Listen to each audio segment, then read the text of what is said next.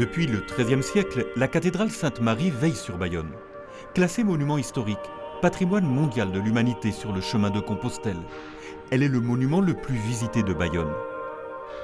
En assurer la sécurité incendie, étant étroitement imbriquée dans le centre historique, fut une priorité après l'embrasement de Notre-Dame de Paris.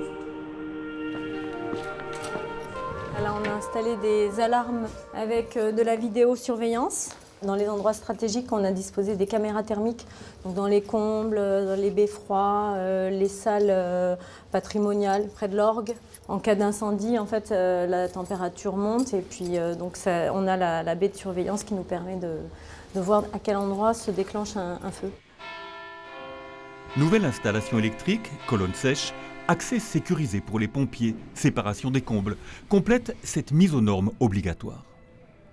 Donc voilà, là on est dans la tour Saint-Martin, donc on conserve l'ancienne porte patrimoniale et on met une porte coupe-feu à l'intérieur et ensuite on a de la pierre et donc on a un local coupe-feu dans lequel on peut exposer sans risque des outils, du bois, voilà.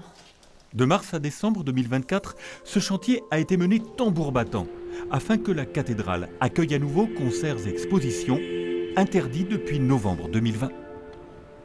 On a eu la commission de sécurité qui est revenue le 23 janvier 2025 et donc avec tous les travaux qui ont été effectués sur cette période assez courte, on a pu lever l'avis défavorable. L'État a investi 1 200 000 € pour que les activités cultuelles et culturelles reprennent en répondant aux exigences de protection des personnes et de sauvegarde du patrimoine. L'architecte des Monuments de France assure avec d'autres services de l'État le suivi des travaux d'entretien et rénovation de ce patrimoine. J'ai un regard technique sur le bâtiment. Par exemple, là, quand je regarde, je vois de la pierre très friable. Ça, c'est presque du sable. Et il y a même des coquillages à l'intérieur. C'est la pierre du XVe siècle, la pierre de Mousserolles. Donc c'est avec ça qu'a été construit au départ le monument. On en trouve dans Bayonne un peu partout. Et au XIXe siècle, on a mis en place une pierre beaucoup plus blanche qui est une pierre des Charentes. Et on voit bien, donc, quand on regarde l'édifice, on voit cette pierre jaune qui est l'ancienne pierre et on voit la pierre blanche, notamment par exemple sur les tours. Car la cathédrale n'a cessé d'évoluer au fil des siècles. Sa construction débute autour de 1240 et se poursuivra plus de 200 ans durant. L'édifice gothique subira les affres de l'histoire et du temps et connaîtra d'importantes transformations au XIXe siècle. Son cloître, l'un des plus grands de France, perdra alors un de ses côtés pour construire la nouvelle sacristie. Le portail sud, sculpté au XIIIe siècle, sera enfermé dans la cathédrale. Privilège, nous découvrons cette ancienne porte, rarement accessible au public. Il est très original. Il est composé de 2 vantaux. D'une part, si on regarde le portail à gauche, on a la Vierge Marie en majesté qui tient une fleur de lys, mais aussi son enfant. Et les voussures présentent des anges musiciens. Et il y a notamment une flûte médiévale à 3 trous qu'on pourrait apparenter à la Tchiloula. De l'autre côté, côté droit, on a un Christ du jugement dernier. Cette restauration très poussée est due à François Lacroix, évêque de Bayonne de 1838 à 1878. Il repose dans sa cathédrale, dans la chapelle des Saints-Sacrements. L'évêque fit appel à Émile Beusvivald, élève de Viollet-le-Duc. 19e siècle oblige, ils firent le choix du style néo-gothique. Et ici se croisent gothique et néo-gothique. Nous sommes sur une architecture XIIIe siècle extraordinaire où la voûte de croisée d'ogive prend à la fois le déambulatoire et les chapelles.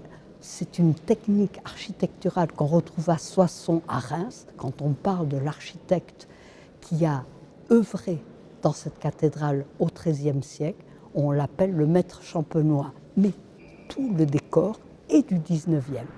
Ce décor est l'œuvre du peintre Louis Steinel et de son fils Adolphe. Les artisans locaux se chargèrent des ornementations des voûtes. Ces chapelles ont été rénovées entre 2016 et 2018.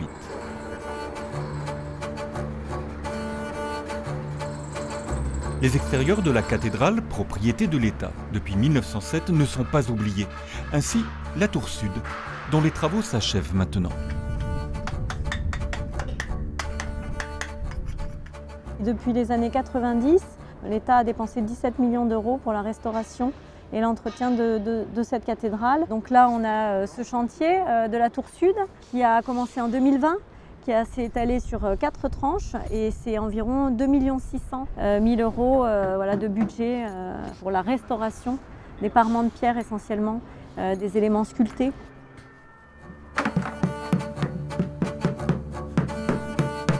La tour nord ne va pas faire l'objet de restauration. Elle a été restaurée il y a une quinzaine d'années et la tour sud, qui vient juste d'être restaurée, va se patiner.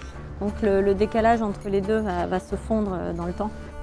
Mais là, on va entamer la restauration des chapelles nord en tranche 2026-2028. Ces aménagements permettront de découvrir des tableaux de maîtres du XVIe et du XXe siècle, ainsi qu'une clé de voûte du Moyen-Âge. Mano Curucciari en aura la charge, elle, à qui rien de la vie de la cathédrale n'échappe. Cette cathédrale est ancrée dans la cité avec la nef bayonnaise sur la clé de voûte du bras sud du transept, le fameux bateau bayonnais des chantiers navals, mais aussi lorsqu'ils ont refait le porche, on a marqué l'ancrage sur le territoire basque en représentant un joueur de chistera. Il a son gant d'osier à la main droite et il tient dans sa main gauche une pelote. J'aime ce côté humoristique. La cathédrale, ce n'est pas un endroit triste. La cathédrale, au cœur de sa ville, continue donc de rayonner et de révéler ses mystères et son âme, à qui est à son écoute.